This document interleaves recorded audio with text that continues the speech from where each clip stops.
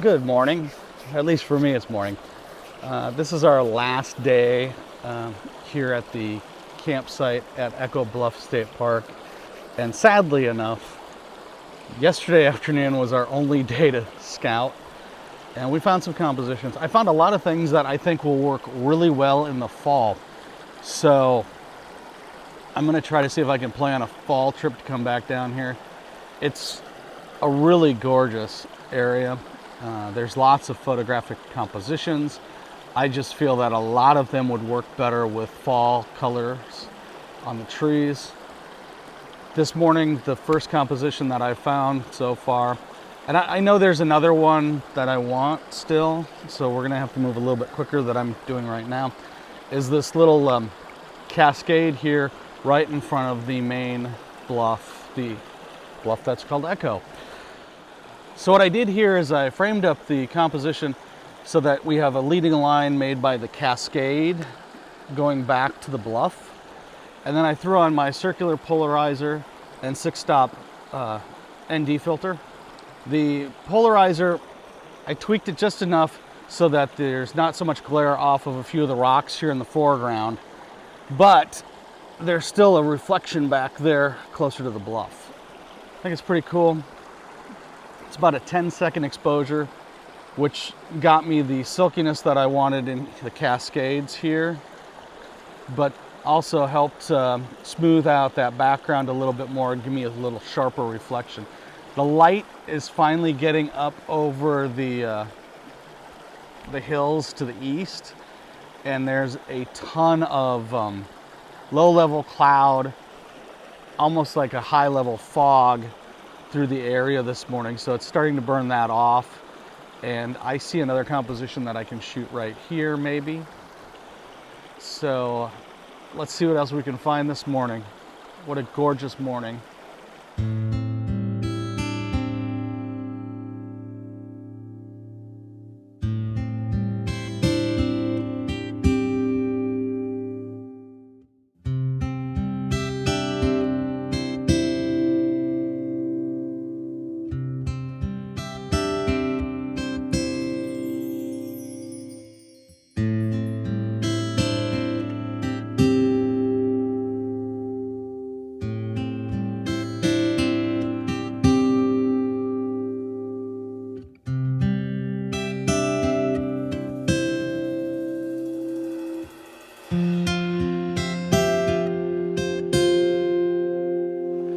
So I lied. I didn't go looking for that second composition yet. But what I am doing is doing a panoramic with my 14 to 24 out at 14 mil. That way I get the whole bluff in, a little bit of the foliage on top of the bluff, and a little bit of the sky. The light is just gorgeous right now. So this is about a 5-second exposure at f11. Still have the circular polarizer on and the 6-stop little stopper. And when I do panos, I've got a really right stuff pano head, so as long as this part of the ball is level, I'll be level straight through. The other thing that I do with my panos is I always take a frame at the beginning with my hand making an L, and then when I'm done, I use my right hand doing the same thing. That way I know that that's a bracketed, either bracketed panoramic or just a panoramic in general. So now the trick is because I can't see even the back of the screen because it's so dark, the nice thing about the Really Right Stuff pano head is it's got the degrees on it and it's got markers all over the place. So I'm at 60. So what I will do is I will step up by 5 each time I move. And that should give me overlap.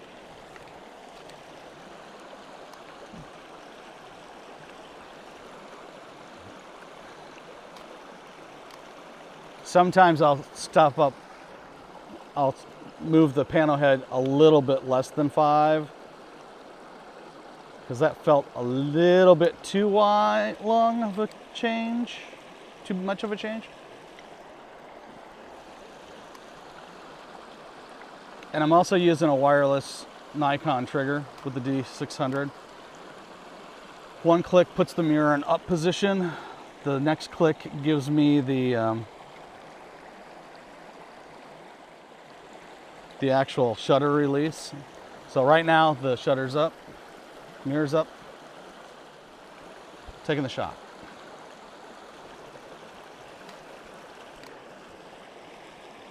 And we're moving to probably about there. Take the next shot. So what I'll end up with is a lot of images, okay? Most of my panos are between 7 and 15, sometimes as many as 25 images. Just think of it this way, the more data you have or the more frames you have, the more likely it is that it will stitch together correctly. And the higher the resolution will actually be with the 24mm lens, with the 14mm zoom out. Looking good, looking good. And then once I'm done taking the pano, I will actually flip through them on the back of the screen to make sure that I've got every frame that I need with that half to 3/4 overlap.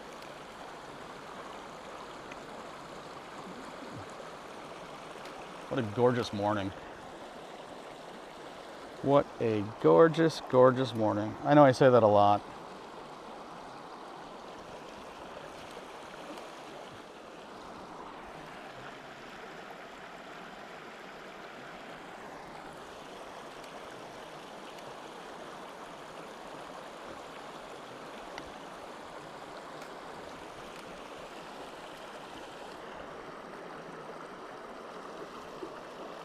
Now I'm just going to scan through, like I said, make sure that I've got enough overlap so that in post I can stitch it all together the way I want.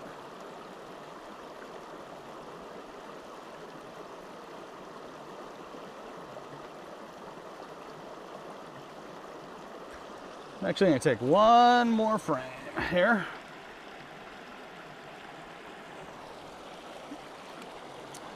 This one is the composition that I was thinking earlier because there's a little bit of steam coming up off of Sinking Creek here. And there's another little cascade farther down, which is going to be fairly small at 14mm. And we're going to go one more. Just so that I get the bank that's off to the side here.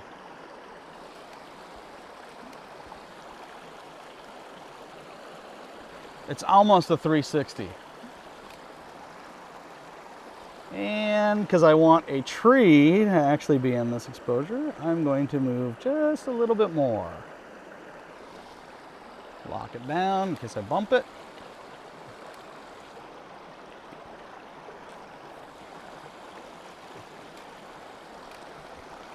Now I've got to be careful here because I'm almost shooting in the sun, and with these two filters stacked on here, I can create a lot of sun glare.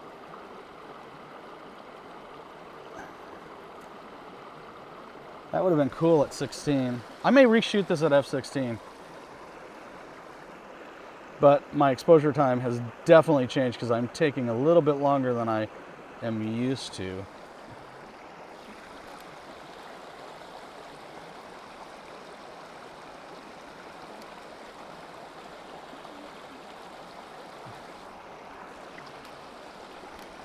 Let's see, what do we got? What do we got? Okay, so let's knock. What I'm going to do is I'm going to take this to f16. Just this one frame. I'm going to take this one frame to f16, which means I'm going to have to, let's see, that's at 10, right? So I'm going from f10 to f16, so that's 1, 2, 3, 4 stops of a narrower aperture. So I need to go 1, 2, 3, 4 stops more shutter speed.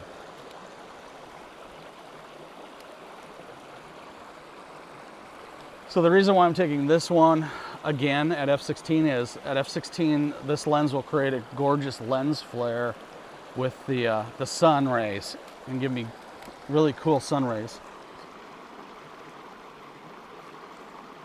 And I'll take one more where I'm actually blocking out the sun with my finger.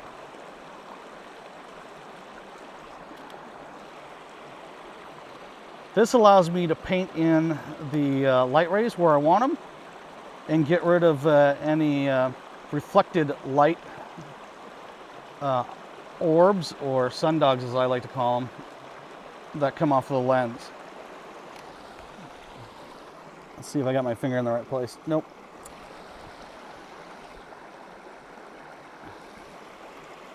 Okay, so it's a 2-finger morning.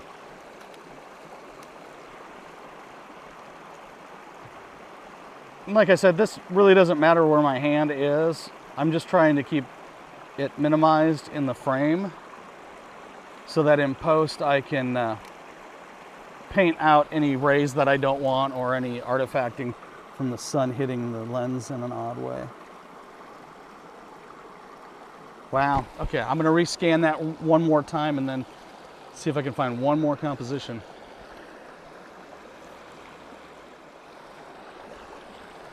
And finish my bracket, or my pano in this case. Okay.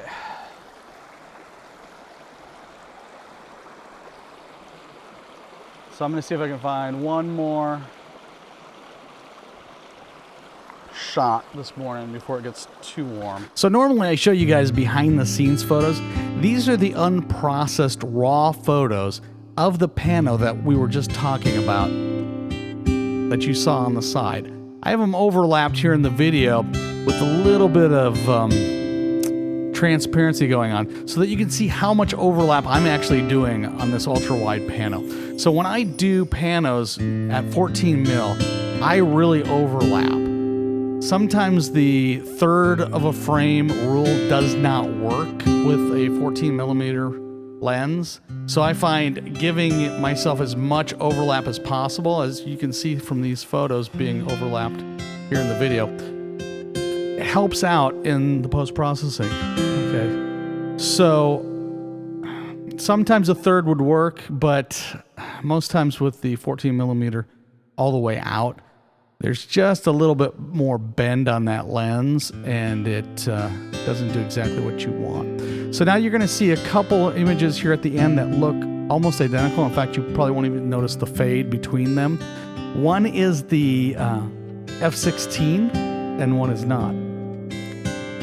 And it turns out I really didn't need my finger covering the sun, because when I got back and did the post-processing, I didn't have any orbs or sun dogs to take out.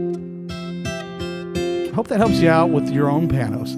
So tell me what you think of the final pano here in the comments below.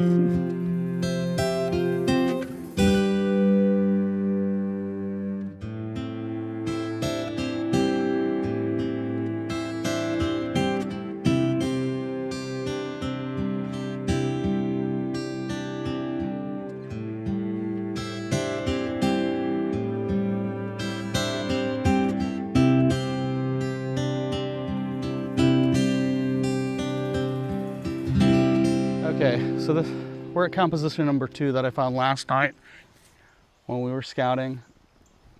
This would be really cool if it was a little bit later in the season.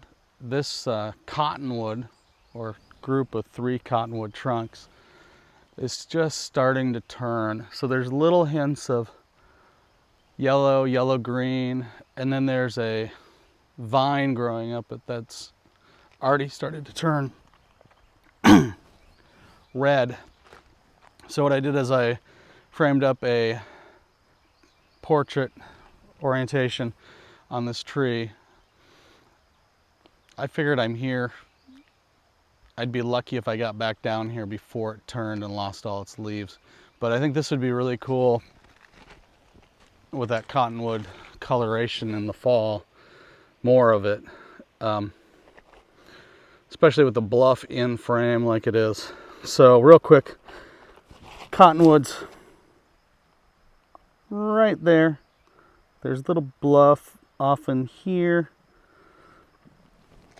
And with a little bit more color, this would be a really great shot.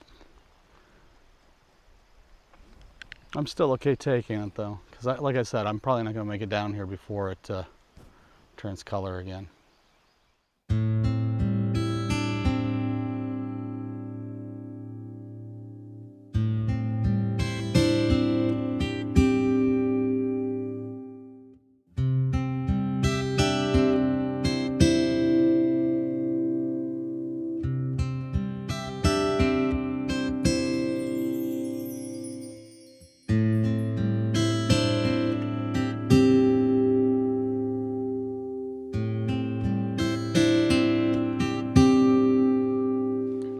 So the sun's changing angles.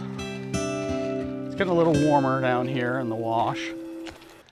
And I can hear kids and families coming out of the cabins in the lodge. So that's my cue to hoof it out of here.